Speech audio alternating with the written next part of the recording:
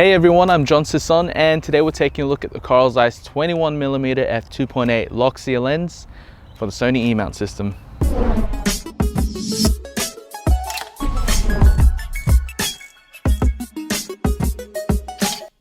Okay, so this is a full frame lens designed for Sony's E-mount cameras, specifically the A7 series.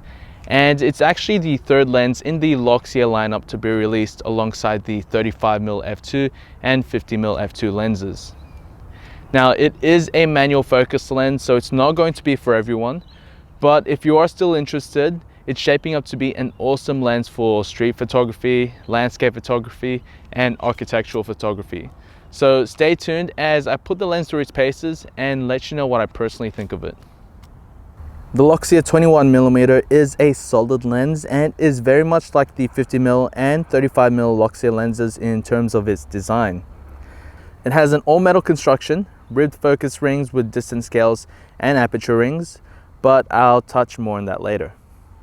It also accepts 52mm filters and has a blue rubber lining to keep the lens dust and moisture resistant. It also comes supplied with a metal pedal type lens hood with the Loxia insignia on it, and you also have felt line inside to prevent any reflections and flare from getting in. Now, just a quick note on the lens hood, it does have a bit of wobble to it and feels like it can easily come off, more so than the Loxia 50mm lens hood. The lens weighs approximately 394 grams and is the heaviest in the Loxia lineup so far, but it's still a good matchup with the A7 series cameras in terms of size and weight, and can also be used with APS-C offerings from Sony such as the A6300. The great thing about this lens is that it's not overwhelmingly large to use, and while it is a manual focus lens, the focus ring is very smooth to turn. It also extends just a tiny bit when focusing. You'll also be happy to know that this is not a fly-by-wire lens, which is going to be great news for people who prefer having hard stops when focusing, like videographers. Speaking of videographers, there is a special D-click feature that will enable smooth adjustment of the aperture. All you need to do is take off the rear lens cap and use the special D-click key, which is provided in the box. Turn the screw all the way around until it stops. Once that's done, you can change the aperture smoothly without any clicking. Here is just a short video on how it handles when changing apertures with the clicking on and off.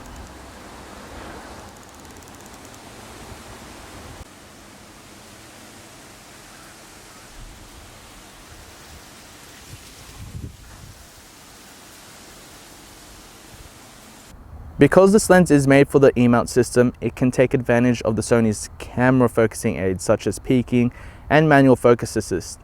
And not only that, it has electronic contacts on the mount for the EXIF data, which is great if you need to see what settings you used for a particular photo. Now, this lens is gorgeous, delivering some exceptionally sharp images throughout the frame. Vignetting is not really an issue, although I did get some slight dark corners in some shots. Flare is controlled reasonably well, and as expected, there was a tiny bit of distortion in the shots that can be easily corrected. Colors seem to pop with this lens, and having the f2.8 aperture makes it great for low light photography, but to be honest, I can imagine a lot of people stopping down for landscape. Just a quick note, all these shots were with the Sony a7R Mark II and shot in RAW and converted to JPEG. To also give you an idea of how this lens performs in video, here's just a short clip of the lens in action.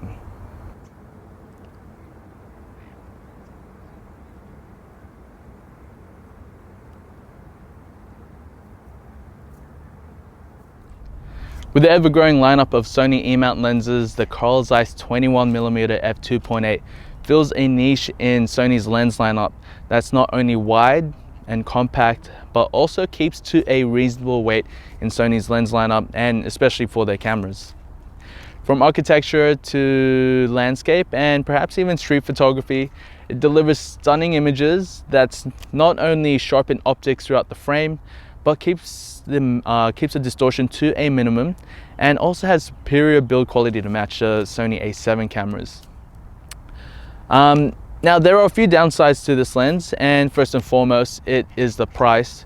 And whether or not you can stomach the expensive price of this lens, especially for a manual focus lens, obviously depends on you. Now the second is, if you're coming from an autofocusing background like myself, manual focusing can be a bit challenging, but it can also be fun at the same time. And with the focusing aids like manual focus assist and peaking, it does make it a lot easier. Now, if you have any questions, please feel free to leave a comment below. And if you already own one, let me know what you think of it. And remember to give this video a thumbs up, subscribe to my channel, and also check out my Twitter, Facebook, Instagram, and my blog for more sample photos and photo updates. Until then, happy shooting and thanks for watching.